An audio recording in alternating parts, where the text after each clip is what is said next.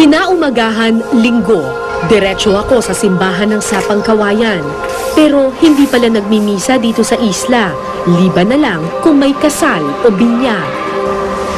Wow, ang daming ikakasal ah.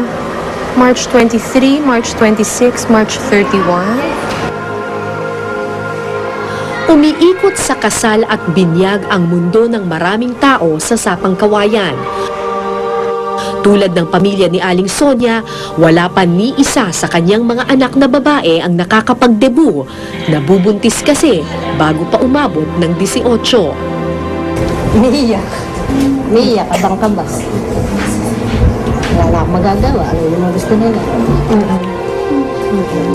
Si Sheena ang panganay na anak ni Aling Sonia. Nung nag-aaral ka pa, paano pangarap mo sa buhay? Teacher. Gusto mo maging teacher.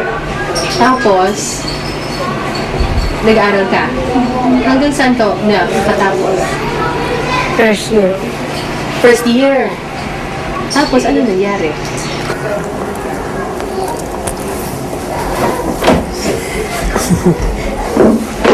Ba't ka naiyak? Kasi,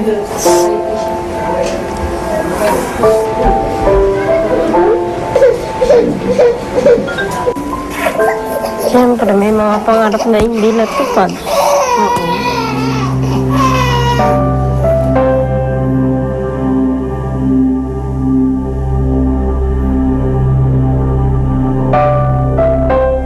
Isa sa pinakamahusay sa klase si Sheena nang magtapos siya ng grade 6, kung kaya sinubukan pa siyang ipasok sa high school sa Karatig na bayan.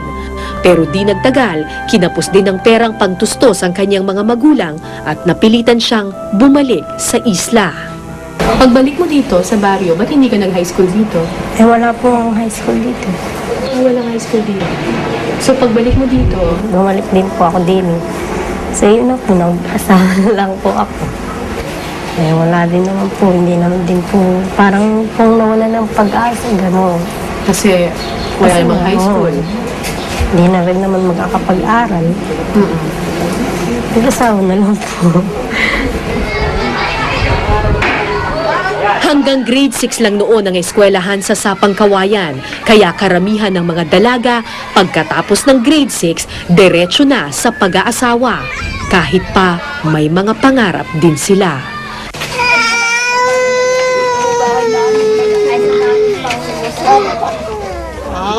Dalawa na ang anak ni Sheena ngayon. Hangad niyang mabago ang kapalaran ng kanyang mga anak at kapatid. Ano po yung gusto ko po ngayon yung maging maayos na buhay ng mga anak ko. Pag-aral ko sila man makapagtapos. Pero makalipas ang ilang taon, nabuntis rin ang kapatid niyang si Bianca. 14 lang si Bianca nang makipagtanan sa kasintahan. Sinisisi ng maraming magulang ang kawalan ng high school sa Sapang Kawayan kung kaya maraming batang babae ang nabubuntis ng maaga. Kung kaya noong 2008, nagpatayo ang gobyerno ng high school sa islang ito. At dahil dito, hangad nila unti-unti nang bumaba ang bilang ng mga dalagitang nabubuntis. Si Shaina ang bunsong babae ni Sheena. Siya ang tanging inaasahan ng pamilya na makakapagtapos ng hindi nabubuntis. Kahit man lang sa kanya, matutupad ang pangarap ng kanyang ate Sheena. Anong pangarap mo sa buhay? Trabaho. Anong trabaho? Chef, pamaya, kaibigan. Nasa third year high school na ngayon si Shaina. Marami raw nang liligaw sa kanya, pero porsigido ang batang makamit ang kanyang mga pangarap. So, kung ako tapos ng trabaho,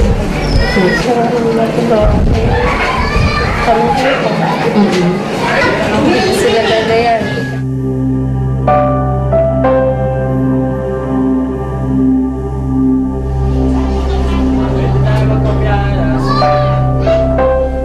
Sa klase ni Shaina, muli kong nasilayan ang dalagitang si Janine.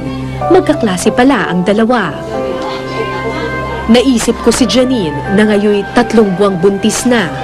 Makamit din kaya niya ang mga pangarap tulad ni Shaina?